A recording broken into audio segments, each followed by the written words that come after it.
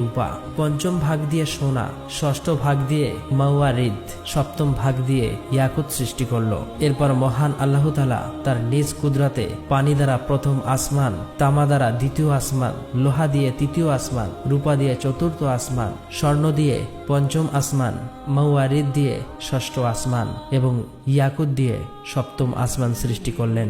এই এক আসমান থেকে আরেকটি আসমানের দূরত্ব প্রায় 500 বছরের পথ। তারপর আল্লাহ তাআলার কুদরতে পানি থেকে সোনায় রূপান্তরিত হওয়া বস্তু একটি লাল বর্ণ আকারের মাটির রূপ ধারণ করল।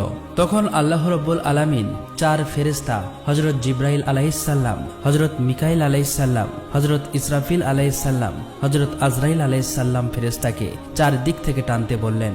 আল্লাহর নির্দেশ পেয়ে তারা সেই আদেশ পালন করল এবং সাথে সাথেই সুবিস্তৃত জমিনের রূপ ধারণ করল।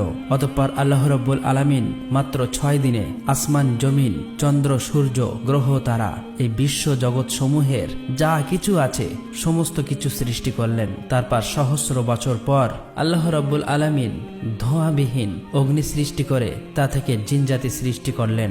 জিন জাতির মধ্য থেকে একজন নবী পাঠান, তার নাম ইউসুফ। আল্লাহ তাআলা সেই নবীকে শরিয়াতের বিধি বিধান শিক্ষা দেন এবং তাদের দুনিয়ায় প্রেরণ করেন।